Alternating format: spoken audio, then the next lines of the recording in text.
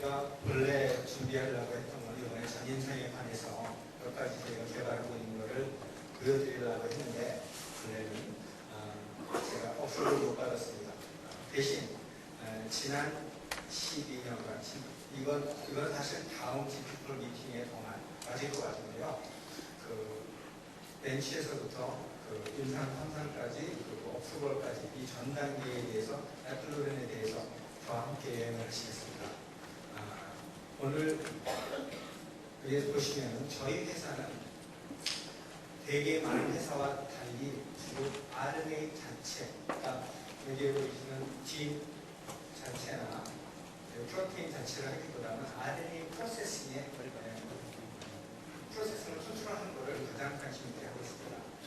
RNA 트랜스포트 컨트롤, 프로세스 컨트롤, 데그레이션이라든가 트랜스레이션 이런 과정들 척추에 이제 보다 더 자세한 내용을 보여드리겠지만 저희가 그런 걸 저희가 지금 RNA 컴퍼니라고 생각하시면 돼요. 근데 저희가 하는 거는 스몰 몰레큘을 이용해서 RNA 단계에서 프로테인을 더 많이 만들게도 하고 더 적게 만들게도 혹은 못 만들게도 하는 그게 저희가 하고 있는 기술입니다. 저기 여기 보시다시피 타이퍼 죄송합니다.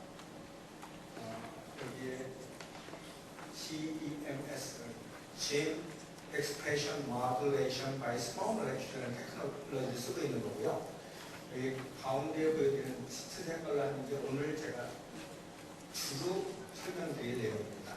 넌센스 미테이션, 넌센스 서프레션에 관한 테크놀로지고 이거는 단지 한 가지 테크놀로지인데 이 테크놀로지를 이용해서 치료할 수 있는 디지즈 종류를 보면 약 지네릭 디스오더 중에 2,500가지 정도를 치료할 수 있습니다.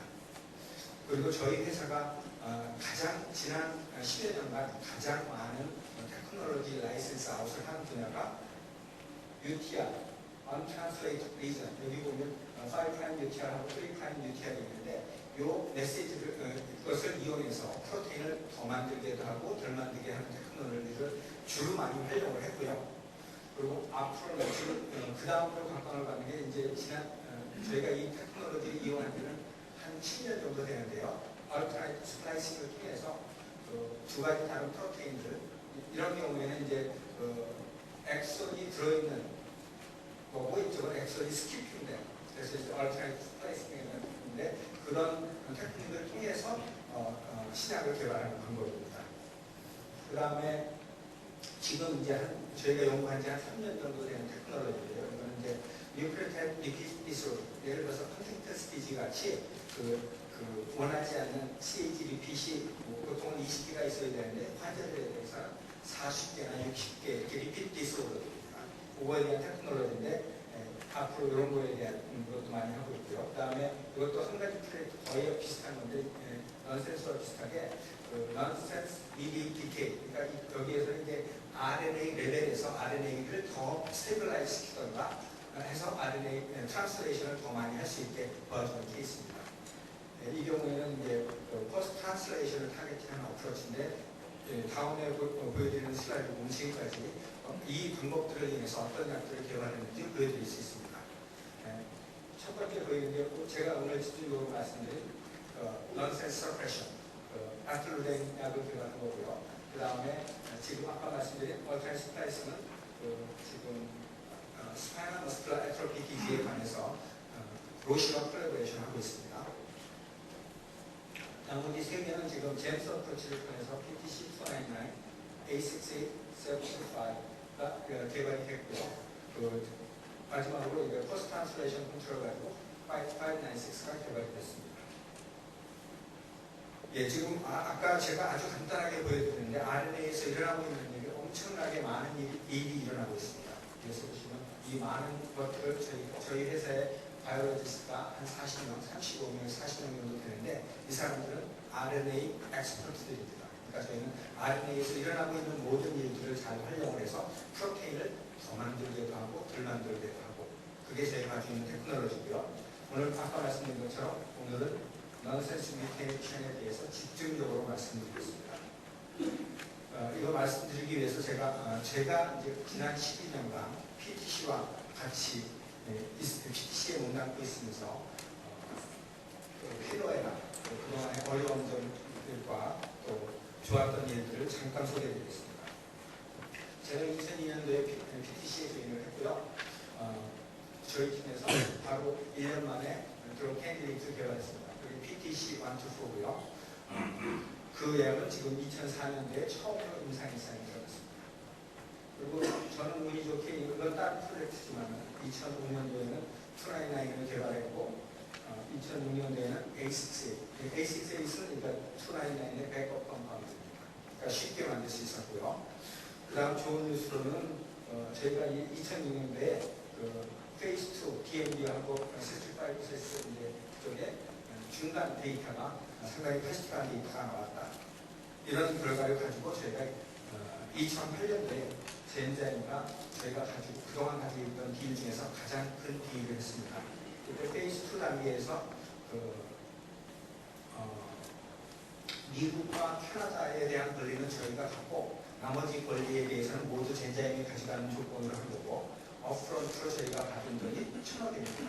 그러니까 100밀리언을 받았습니다. 이때까지 상당히 즐거운 생활을 보내왔고요. 그런데 이제 2010년도 그로부터 2년 후에 저희 페이스 2 데이터가 대단히 좋지 않다라는 뉴스가 나왔고요. 그로 인해서 그로부터 1년 반 후에 젠자임이 더 이상 개발을 하지 않겠다. 개발하지 않겠다는 얘기는 다시 저희한테 모든 권리를 돌려주는 케이스입니다. 그러니까 그래서 이제 제가 빨간색으로 네거티브한 색깔을 그려놨습니다. 그리고 그래서 이제 저 2012년 4월달에 저희 PTC가 생긴 이래 처음으로 14년 만에 저희 직원 30%를 레이오프했습니다. 그게 이제 제가 PTC에서 지내면서 가장 힘들었던 시간이고요. 그리고 또 같은 두 달에 또다시 CF에 대해서 페이스 2 스타디를 했는데 이거에 대해서도 네거티브한 뉴스가 나와서 상당히 힘들었던 시간이었습니다. 그 와중에 또 다행히 저는 디벨롭먼트 캔디데이트 하나 더 만들어서 다행이긴 했는데 어쨌든 그때가 힘들었던 시간이고요. 저희는 여기에서 보통 데이터가 나빠서 파트너, 그리고 저희보다 이제 많은 경험이 있고 많은 지원을 가지고 있는 데서 버린 화합물을 저희는 버릴 수가 없다. 이 정도면 상당히 좋은 거다라고 생각을 해서 다시 컨디셔널 어프로벌을 신청했습니다. 그래서 이제 어프로벌에 대해서 신청받은 걸 거기서 받았고요. 그 사이에 작년 여름에 6월달에 저희 드디어 이제 처음으로 IPO, Initial Public Offering을 나갔습니다. 스탁 한 주당 15불 정도로 해서 144 밀리언을 펀드레이징 했습니다. 그리고 3월달에 바로 이제 DMD 두시안 머스큘러 디스트로피에 대해서 컨포먼트리 페이스 3 스타디를 들어갔고요. 여기까지 좋았고, 그런데 조금 전에 말씀드린 그 컨디셔널 어프로벌을 지난 1월달에 어프로벌을 받지 못했습니다.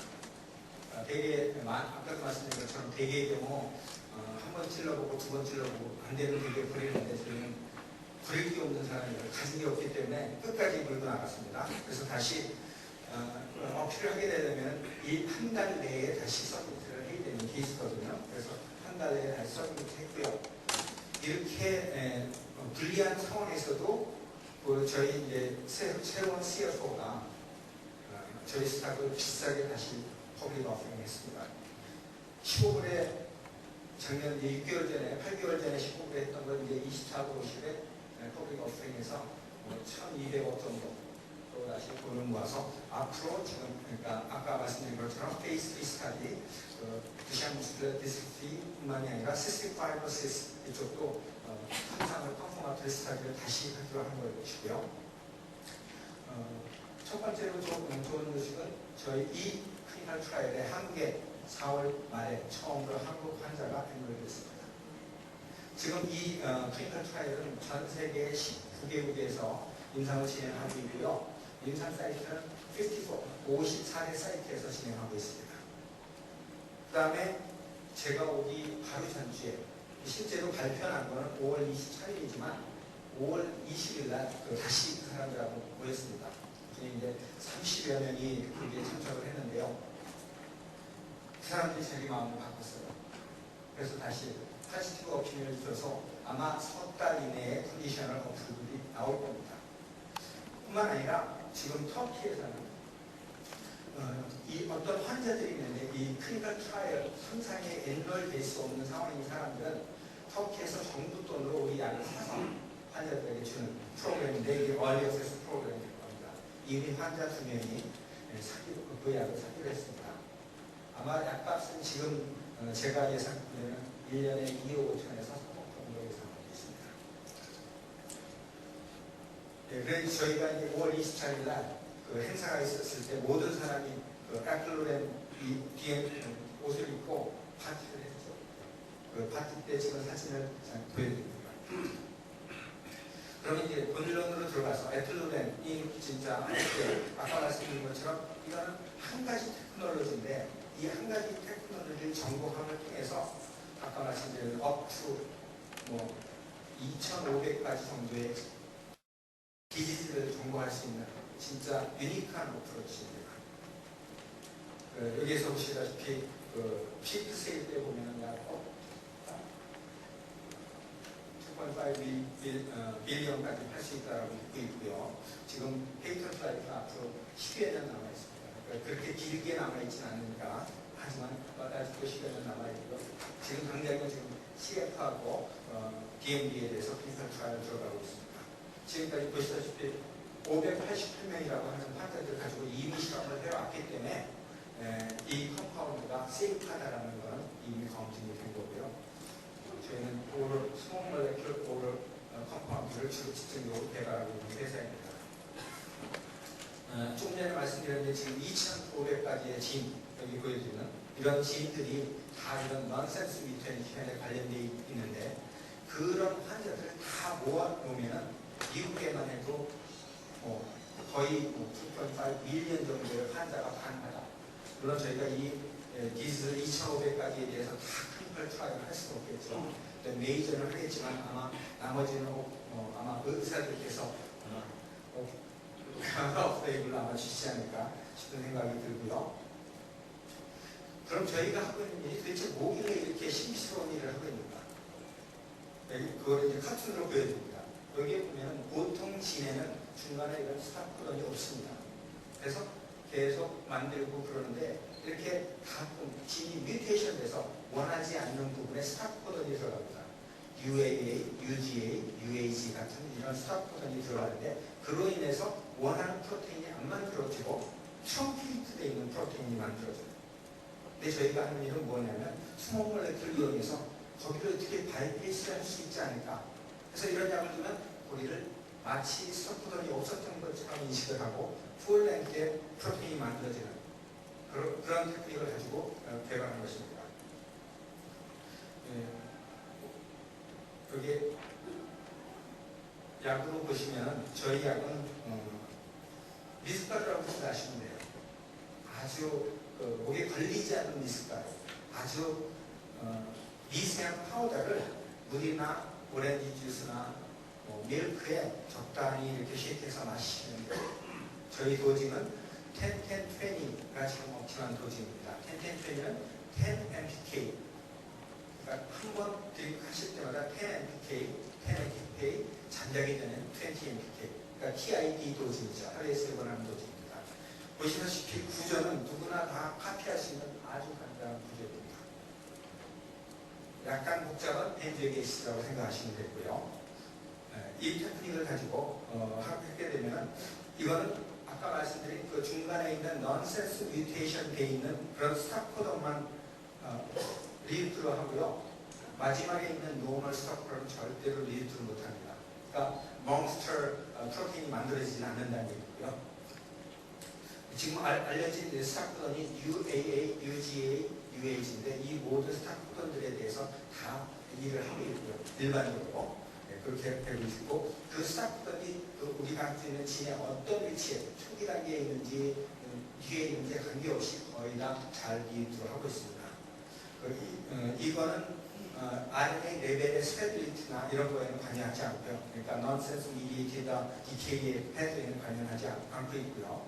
그 다음에 그래서 이제 결국 RNA 레벨을 더 올려주거나 하는 건 아닙니다. 저희가 하고 있는 일이 거의 안티바디가 안티바이틱스 항생제가 하는 것과 비슷한데 저희가 처음 발견한 것도 사실 항생제가 하고 있는 거에서 발견한 거고요.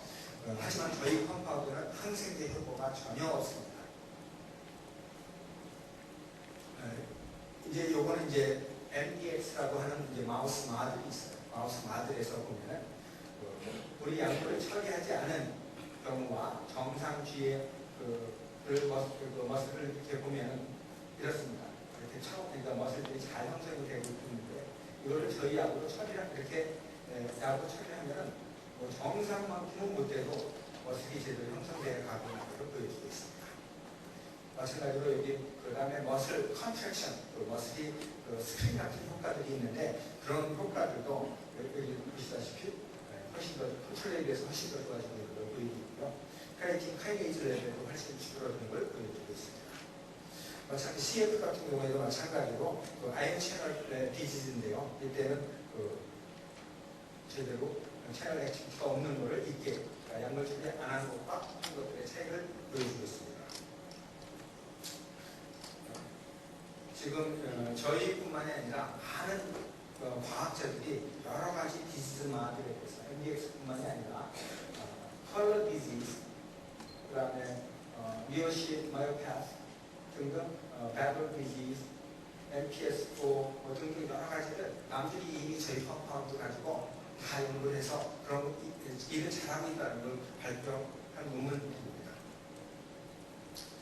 그러면 오늘보다 더 크리티컬한 것들을 많이 말씀드릴 거예요. 이 DMD 디지즈는 거의 대개가 남자들한테만 있는 X염색체에 관련되어 있기 때문에 남자들에게만 관련되어 있습니다. 근데 남자가 아닌 사람들도 아주 간혹가다 환자가 있습니다. 아까 말씀드린 터키 환자 중에 한 명은 여자인데 MDX 디지즈에 걸려 있습니다. 여기에 보시다시피 유럽과 미국에 합쳐서 지금 듀샤는 머스큘러 디스트로피 디지즈에 걸린 사람이 35,000명 정도인데 저희가 치료할 수 있는 사람은 단지 그중에 14%, 그러니까 약 4,500명에서 4,600명 정도는 저희가 필요할 수 있고요. 그래서 이거는 계속 힘이 계속 떨어지고 있는, 그러니까 나이가 먹을수록 떨어지고 있는 그런 단계고 대개 에버리지 라이프가 22살 정도에는 거의 다 죽는다고 보시면 됩니다. 지금까지 스테로이드를 거의 다 복용하고 있고요. 심틈을 약간 완화하는 정도의 효과만 있지 실제로 치료제의 효과가 있는 건 아닙니다. 저희 말고도 이 두시안 머스큘러 디스트로피에 저희 말고 다른 회사들도 이걸 하고 있는데 그 중에서도 저희는 유니크하죠. 이 어떤 회사들도 넌센스 뮤테이션을 하지 않고 있고 지금 GSK하고 프로센서와 같이 하는 게 엑선 51 스키핑에 대해서 연구했는데 저건 데이터가 나빠서 이 콜라보레이션 디스컨티뉴 됐습니다. 스라타는 지금 페이스 2 데이터가 상당히 포지티브한 페이스 2 데이터가 나왔어요. 12명 가지고. 그래서 그런데 본인들은 지금 나가겠다고 하는데 두고 가야 될 것 같고요. 그 다음에 프로센서에서 엑선 51 말고 엑선 44 이쪽에 대해서 연구하고 있습니다. 엑선에는 여기 51, 44 보여드리는데 실제로는 엑선에 걸려있는 퍼센티지로 보면 약 80% 환자가 엑선 스키핑 디지즈입니다. 그래서 엑선 51, 52, 53, 48 등등 이 각각이 다 다른 약이 필요한 약들입니다. 그리고 프로센자나 스라타 같은 경우는 둘 다 안타이센스를 개발하는 회사들입니다. 그러니까 지금 잘 아시다시피 안타이센스는 벌써 40년 전부터 연구가 개발되어 있는데 지금까지 약으로 나오는 두 개밖에 없습니다. 그러니까 안타이센스는 가장 어려운 문제점이 딜리버리, 그 다음에 디스트리뷰션. 안티센스 같은 경우가 뉴로머스큘러 디지즈 같은 경우 특히 이제 그렇게 쉽지는 않습니다. 예, 지금 이건 이제 셀 탈취에서 어떻게 디스트럭틴이라고 하는 이 프로테인이 잘 만들어지고 있는가 그런 걸 보여주고 있고요. 여기서 보면은 수치가 않네요. 여기서 보면은 하지 않은 경우에 거의 만들 수가 있지 않은데 저희가 수치하면 잘 만들어지고 있고 그런 것들을 보여주고 있고요. 여기에서 아까 보여드린 것과 똑같은 이거는 이제 마우스 마들에서 MDX 마우스 마들에서 보여주고 있고요. 예, 그렇습니다. 그 다음에 여기가 이제 저희가 클리니컬 트라이얼 할 때 6-minute walk 디스턴스를 가지고 이 프라이머리 엔드포인트를 보는 겁니다. 그러니까 지금까지 뭐 바이옵시도 하고 뭐 여러 가지를 하지만 제일 중요한 거는 이 사람이 얼만큼 지속적으로 잘 걷는가 그걸 보면 이 증상을 볼 수 있습니다. 여기보다 보시다시피 아주 어렸을 때 이미 성장에 문제가 있음을 보여주고 있고요.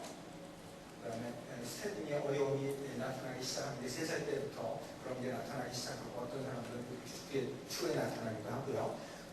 이런 것들이 이제 계속 걷는데 어려움을 가지고 있게 됩니다. 그러다가 결국 아까 말씀드린 대로 한 22세, 20세부터 30세 사이에 거의 되게 사람들이 죽습니다. 그래서 이 테스트는 이렇게 홀웨이, 그러니까 복도에 25m짜리 해놓고를 계속 돌게 하는 거예요. 간호원과 같이 계속 돌면서 얼마큼 잘 걷는가. 그리고 이 방법은 저희가 처음 이 디지지에 대해서, 드시안 머스큘러 디스트로피에 대해서는 저희가 처음 사용한 거지만 저희 말고도 다른 디지지에 대해서는 이미 잘 셋업되어 있는 방법이고요.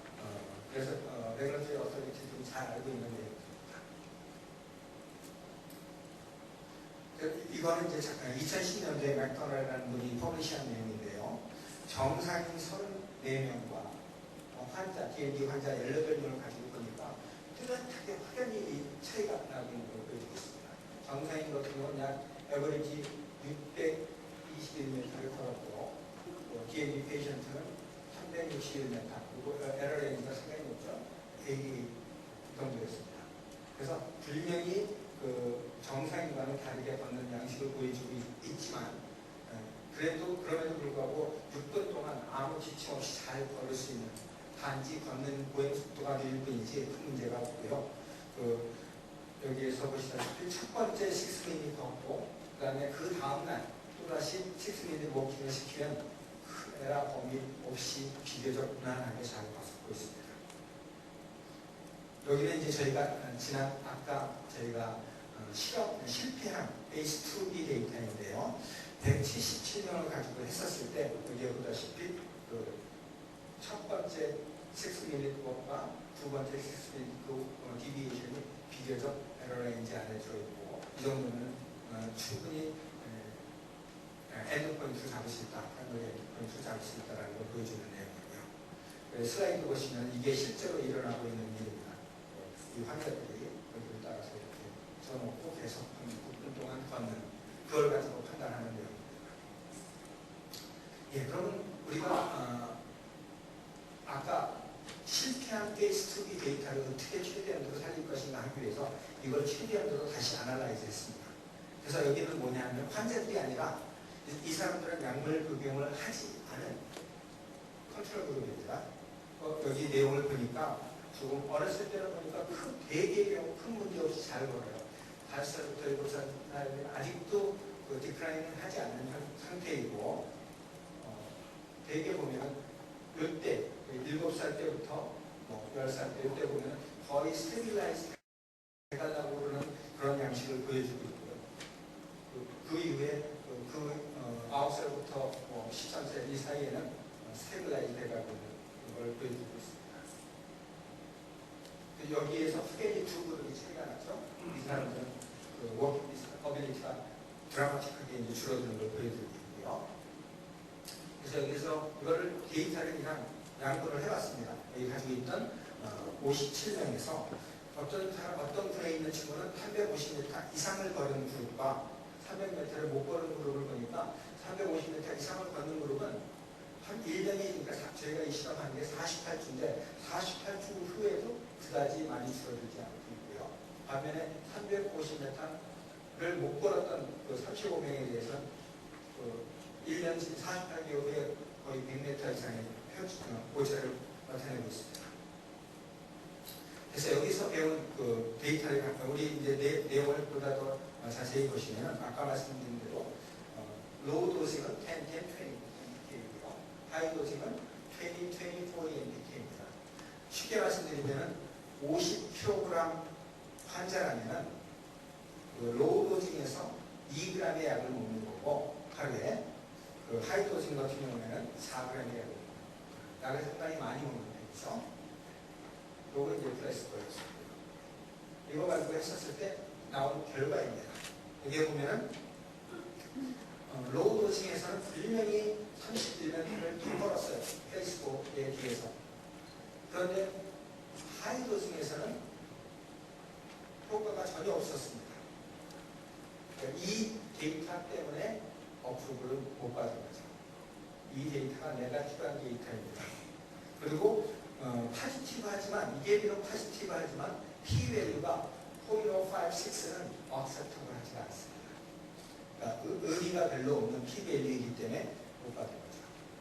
그래서 저희는 이거를 환자가 177명밖에 안 되기 때문에 뭐 다 나눠서 매일 그거만 보고 아날라이즈 하면은 뭐 쉽게 왜 그런지를 쉽게라기보다 나름대로 패스포드가 뭐 나올 것 같다 이런 생각이 들었는데요. 여기 아까 말씀드린 것처럼 다른 디지즈에서 보면 펌페 디지즈 같은 경우에는 기록 받았을 때 28m를 더 걸은 경우였고요. 이건 저희 데이터였고요. 이거는 MPS 1, MPS 1 and 2, 뭐 헌터스 디지즈 같은 경우에 30m, 38m. 그러니까 저희가 갖고 있는 30m가 상당히 리즈너블한 엔드포인트다 그런 걸 보여주고 있는 슬라이드고요. 아까 말씀드린 것처럼 그러면 우리가 이미 그 데이터를 다 가지고 있기 때문에 리아날라이즈 했습니다. 이 리아날라이즈 할 때 이 그룹 32명에 대해서는 이 32명은 어떤 사람이냐면 7살 이상인 환자 그리고 코티코스테로이드를 복용하는 동시에 하는 그런 환자들이고요. 플레이스포는 스테로이드만 복용하는 환자이고요. 이 경우 데이터를 보면 48m 이상을 더 걸었어요. p-value도 여기 보시다시피 0.555. 만약에 이 데이터를 쓰면 당연히 앞으로 가집니다. 그래서 실제로 이 방법을 가지고 저희가 클리닉에 들어갈 겁니다. 이 내용을 가지고 뭐 아까 얘기한 것처럼 바이옵시라든가 여러 가지 세컨더리 포인트, 엔드 포인트가 있는데 이건 그다지 중요하지 않고 프라이머리 엔드 포인트가 중요합니다. 아까 말씀드린 것처럼 왜 도대체 하이도징에서 안 듣느냐 그 얘기 그래서 이제 저희가 이제 PK 한 거, 페이스 2A에서 PK 한 거 보면 이 컴파운드는 도스리니아가 상당히 좋습니다. 보시다시피 448의 경우 엑스포저가 이렇고요. 그 다음에 10, 10, 20, 20, 24 이랬을 때 도스리니아가 상당히 좋습니다. 근데 10, 10, 20 같은 경우는 10 마이크로 정도 이쪽에서 잡혀주고 있고 20, 24 같은 경우에는 에버리지 20 마이크로 그램 정도 잡혀주고 있습니다. 그런데 이거를 에세이를 하게 되면 우리가 이제 인비트로 셀 베이스 에세이 같은 걸 하게 되면 실제로 액티비티를 가장 잘 보여주는 데가 10 마이크로그램입니다. 5에서 10 마이크로그램, 5에서 15 혹은 20 마이크로그램입니다. 그러니까 이미 여기서 벨쉐입을 보여주고 있고요. 똑같이 이제 휴먼 데이터, 휴먼 마이튜브에서 데이터를 보면 마찬가지의 벨쉐입을 보여주고 있습니다. 보다시피 7.5에서 15 마이크로그램 그 농도에서 옵티멈을 보여주고 있습니다. 저희 것뿐만 아니라 다른 아까 말씀드린 것처럼 이 리드 트루 액티비티는 항생제 몇 가지가 보여주고 있었는데 특히 G418가 잘 보여주고 있습니다. G418하고 젠타마이신 G418에서도 보시다시피 벨쉐입이 보여주고 젠타마이신의 경우에도 벨쉐입이 보여주고 있습니다. 그럼 왜 이런데 그러니까 오늘은 시간이 어떻게 되나요? 네, 시간 괜찮은가요? 네, 저희 메커니즘을 이게 아까 말씀드린 것처럼 이런 데 가서 어프로브, 컨디션 어프로브를 받기 위해서 왜 그러니까 저희가 질문을 한 50가지 이상을 받는데 그 중에 아주 중요한 질문 10몇 가지 중에 하나였었습니다. 대체 왜 벨쉐입이냐 이런 것들 그런 것들을 하는데 그래서 나름대로 공부를 해가지고 보여드리는 장면입니다. 여기에 보면 이런 크리스탈 데이터를 가지고 여기에서 보면 이거 이입트로 할 때 이렇게 이쪽으로 들어가는 걸 보여드리는데 실제로 여기가 UAA 이게 스타코던입니다. 스타코던이 만났을 때 Near tRNA가 붙던지 아니면 여기에 보여드리는 것 같이 릴리징 팩터가 달라붙든지. 근데 거의 대개 약물을 처리하지 않으면 릴리징 팩터가 달라붙게 돼 있습니다. 릴리징 팩터가 달라붙으면 여기에서 프로테인 만드는 과정을 스탑하고 그냥 트렁케이트된 프로테인을 만들겠죠. 그 다음 여기에서 보여드리는 실제로 두 개의 바인딩 사이트를 엑스레이 수치에서 보여드리는 거고요. 이쪽이 실제로 우리가 원하는 바인딩 사이트인데 컴파운드가 엑세스가 있었을 때는 로우 어피니티지만 이쪽 색깔의 바인딩 사이트가 그게 문제가 되는 것입니다. 그래서 이거에 대해서 보다 약간 더 구체적이고 오늘 디테일하게 안 들어가겠지만은 여기에 바인딩하고 여기에 바인딩을 할 수 있습니다. 네. 그런데 이제 만약에 드러그가 없을 때는 드러그가 없기 때문에 아까 말씀드린 대로 라이보솜에 여기서 삽분을 달라붙어서 여기서 이미 트렁케이트되어 있는 프로테인을 만드는 과정이 되는 거죠. 약물이 없었을 때는. 근데 약물이 있을 때는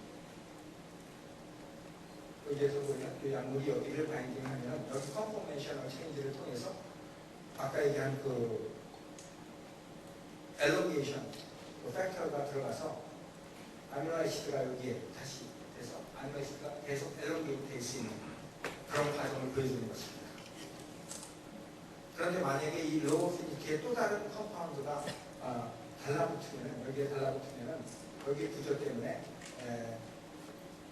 아까 말씀드린 것처럼 이제 터미네이션 되는 그 과정을 프로모트하는 과정이 됩니다. 그렇기 때문에 약물 효과가 없어지는 거죠.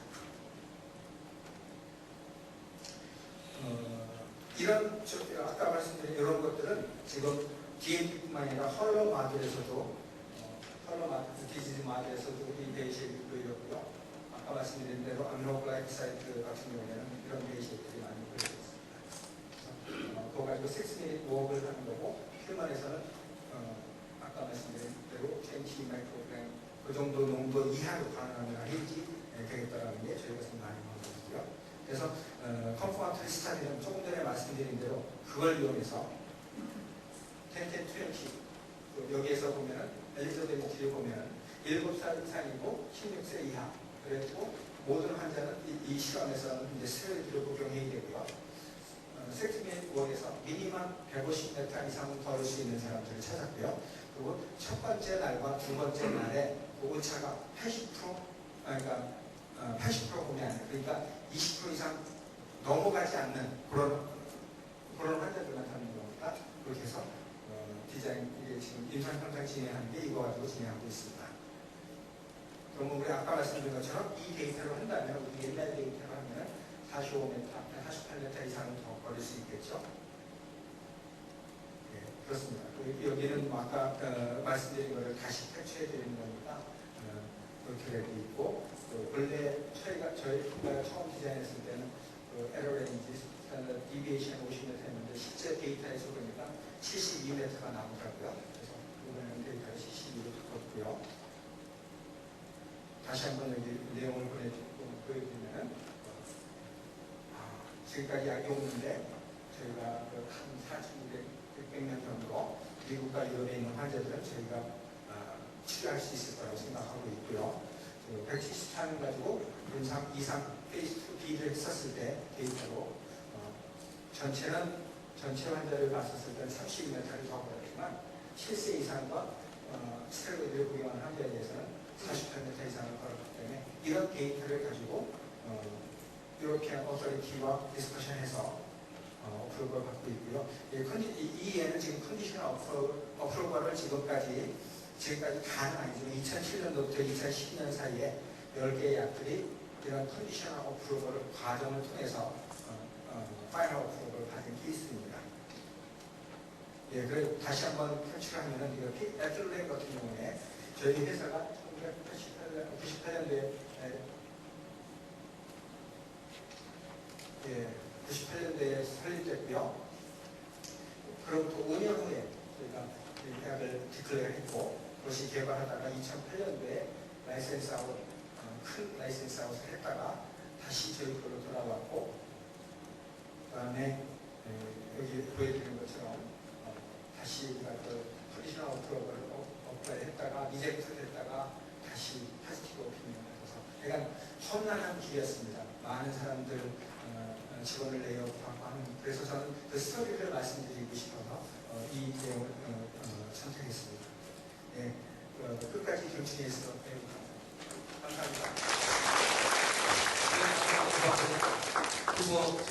시간이 조금 남았는데요. 그래서 이제 음악생 발표를 들으셨겠지만 대략 한 BTS가 대략 15년 남짓된 회사인 것 같네요. 그리고 이제 오늘은 좀 아쉽게도 이 전입상 부분에 대한 얘기는 못 들었는데 회사 사정상 못 들었으니까 이제 이야기만 하고 임상 개발하는 과정에서 이 시행착오를 나름대로 겪었어요. 이런 건 우리 한국 회사들을 이제 겪을 수 있는 일이거든요. 그래서 시행착오를 어떻게 극복해 나가는지 이제 보면 되겠고, 아까도 잠깐 말씀드렸다시피 BTS 다이너틱스는 레어디지 굉장히 특화된 회사입니다. 그래서 한국 기업에서도 이제 조금씩 레어디지 부분에 대해서 관심도 많이 있을 줄 압니다. 그래서 레어디지 그 타겟으로 이제 개발에 나서는 것도 많은 조언을 구하시는 것 같습니다. 자, 그러면 무엇에 발표 들으셨는데 혹시 질문이 있으면 한번 받아보겠습니다.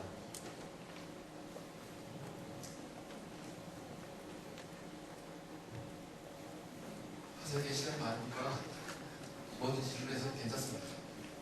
제가 적었습니다. BTS는 몇 명입니까? 직원이 몇 명입니까? 저희가 2012년도 레이업 하기 전에 180명이었고요. 레이업 하고 나서 120명이 됐다가 지금 180명. 180명 다시 늘었거든요. 180 대부분 연구원입니까? 지금 유럽의 그 커머셜 팀이 10여 명이 되고요. 더 많이 늘으면 레귤라토리하고 클리니컬 팀. 그러니까 리서치는 줄은 상태로 그대로 유지하고 있습니다. 그 정도 인원이면 한국의 회사들의 그죠? 뭐 아직 우리 한국의 많은 회사들이 규모에 비해서 그렇게 많은 숫자도 아니고 대략 우리랑 비슷한 규모의 인원이면 예, 장 박사님 장 박사님 마이크 혹시 있으신가요? 네, 장종환 박사님이십니다. 질문하겠습니다. 제가 듣다가 이 타이밍하고 그 서비스를 정할 때 되는지 모르겠는데 지금 벨 쉐입 도즈 리스폰스 때문에 이제 일이 생긴 거거든요. 근데 나중에 제가 정확하게 들은지 모르겠는데 셀 베이스 에세이를 해보면 벨 쉐입 리스폰스가 보이잖아요. 그러니까 실제로 그 실험을 미리 하고 거기에 맞춰서 임상을 했으면 60명을 안 내보내도 될 수 있지 않았을까, 이런 생각을 해볼 수 있을 텐데 혹시 그 타이밍이 어떻게 되는지? 예, 좋으신 말씀입니다. 그래도 잘했을 겁니다. 그 이유가 저희는 그거 하고 싶지 않았는데 FT에서 그랬어요. 우리 이미 알고 있었거든요. 알고 있었는데 하여튼 세이프하니까 갈 때까지 가보자. 요즘 유명한 말이니까 갈 때까지 가보자. 그래서 세이프한 애기 때문에 가보자. 그래서 이제 간 거고요. 저희는 그 10-20의 배치부터 그쪽에 포커스를 많이 뒀어요. 그런데 그런 데이터가 있는데도 불구하고 실험을 하이도즈 실험을 forced 됐다는 것 자체는 참 슬픈 일인데. 두 번째, 그 다음에 셀 베이스 에세이라는 게 그렇게 타이트하지 않거든요. 우리가 실험실에서 베이시액이네, 톡시시티 때문인가? 에세이를 하다 보면 톡시시티 컴파운드로 베이시액을 많이 보이거든요. 이게 진짜 액티비티 때문에 그런 건지, 톡시시티 때문에 그런 건지를 우리가 판단할 수가 없어요. 그건 애니멀 데이터가 없잖아요. 그러니까 애니멀 휴먼 데이터는 어차피 없으니까. 그걸 볼 수 있는 건 휴먼밖에 없거든요. 그러니까 그런 컴파운드, 베이시액 보이는 컴파운드는 에세이 하다 보면 너무 많아요. 그런데 요구용구회 같은 경우, 그래도 우리가 알고 있었지만 확증은 할 수가 없었죠. 그러니까 더 이상 파이팅을 할 만큼 증거를 수동하지는 않았던 거죠. 똑같은 거 자꾸 물어봐 죄송한데, 네. 아까 애니멀 모델이 있었다고 했는데 애니멀 모델에서도 이런 거를 보여줄 수 없었나요? 일단 애니멀 모델에서는 마찬가지 말씀인데요. 애니멀 모델 딱 하면 제일 쉬운 지로그래프 같이 항상 이만큼 주고 이만큼 주고 하는 게 보이는데, 이런 MDX 마우스 모델이라든가 여기에 나오는 이런 모델들은 심지어는 어떨 때는 약효가 보였다고 하더니 안 보여요. 그러니까 그것까지 판단하기에는 너무 적고, 심지어는 그 애니멀 마들의 애니멀 숫자마저도 리즈너블한 숫자는 아니었어요. 제일 많이 한 때가 10마리 정도지, 보통 저희가 아카데미랑 많이 하는데 5마리 가지고 데이터가 나오기도 하고 이러거든요. 이게 특히 퍼블릭 도메인에 많이 알고 있는 게 아니었기 때문에 저희가 하고 나서 지금은 누구든지 잭슨랩에서 구할 수 있습니다. 그리고 많은 애니멀을 할 수 있어요. 그리고 6미닛 워크도 저희 프로토콜을 따라서 프로센자나 이런 애들이 저희 6미닛 워크 그대로 따라서 하고 있어요. 근데 그러니까 프론티어는 항상 어려운 것 같아요. 한번 가서 고생도 해보고, 근데 나쁜 거라고 그랬지만 분명히 나쁜 거죠. 돈 경제적으로 보면 우리가 그때 했었으면 비록 그 다음부터는 로열티만 받지만 아마 더 경제적으로 유태했을 수가 있는데, 우리 회사 약이 아닐 수도 있었거든요. 우리가 와서 다시 그걸 튜닝을 해서 모든 데이터 가지고 파이트 해보고 했기 때문에 적어도 이 필드에 대해서는 우리가 엑스포트하는 게 이제 알고 있고, 어프로벌 내년에 이제 정식으로 어프로벌을 받고 하는 모든 것이 다 우리 거기 때문에 아마 회의할 필요도 없고 그렇죠. 박영 박사님 질문. 네. 네, 말씀 잘 들었습니다. 그 처음에 그 유럽으로 가신 이유가 미국에도 사실은 또 있을 테고 한데 그게 하나 질문이고요. 또 하나는 그 처음에 이제 전 세계에 이거를 약을 쓸 수 있는 사람들이 한 4,000 몇백 명 정도 된다고 하셨는데, 나중에 이제 임상을 하다 보니까 스테로이드를 줘야 돼, 주는 환자들, 그 다음에 7살 이상 된 그 환자들을 계산해 봤을 때, 과연 이제 그 마켓 밸류가 처음 계산했던 것보다는 좀 적어지는데, 그런 것이 어느 정도 되는지, 그런 거에 대한 좀 퍼스펙티브를 좀 주셨습니다. 네, 좋은 질문이십니다. 첫 번째, 미국 FDA, 미국에는 컨디셔널 어프로벌이 없습니다.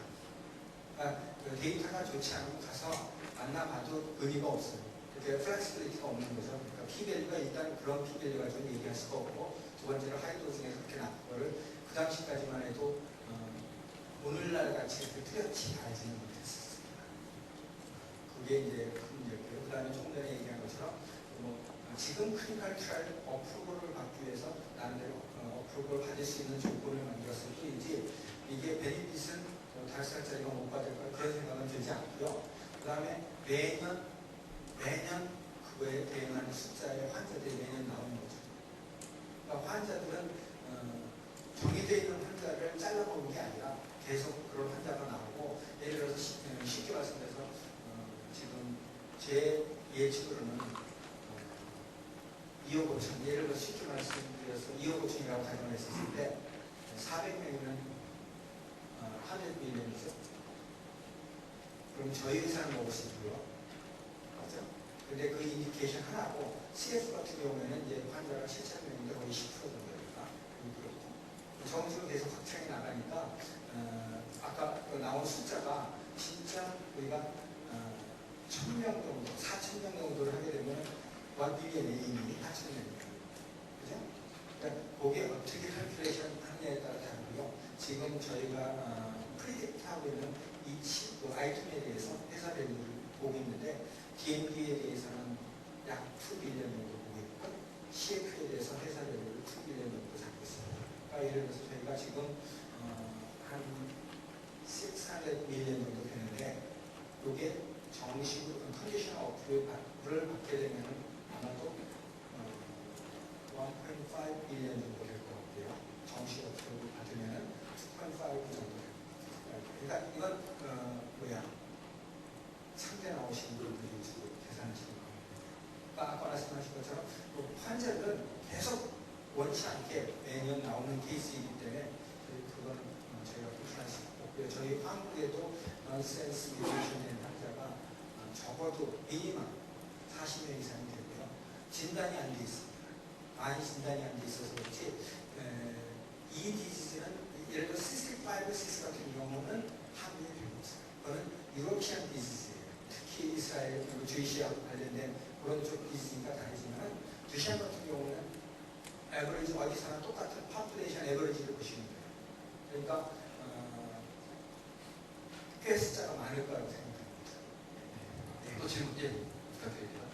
아까 그 PPAPD 모델링에서 그 클리니컬 데이터 인디케이션에서 벨쉐이프 컨센트레이션 나오는데 아까 그 임상하신 결과 로도즈하고 하이도즈 그다음에 라시고 했는데 하이도즈가 원하는 방향 안 나와서 반대 방향으로 나왔습니다.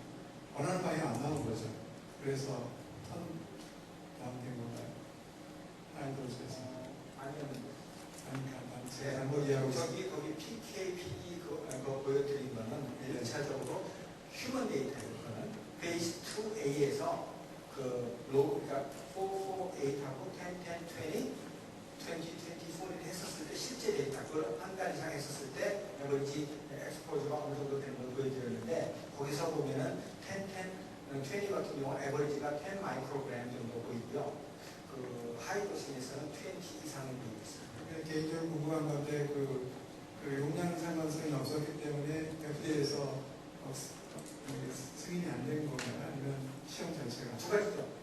일단 로우도스마저도 P-밸류가 나왔어요. 그것만 했어도 P-밸류가 0.56, 0.05 보면은 억셉트를 하지 않아요. FDA. 유럽은 모르겠지만 적어도 FDA는 그 숫자는 기억나면 그 숫자가 나와요.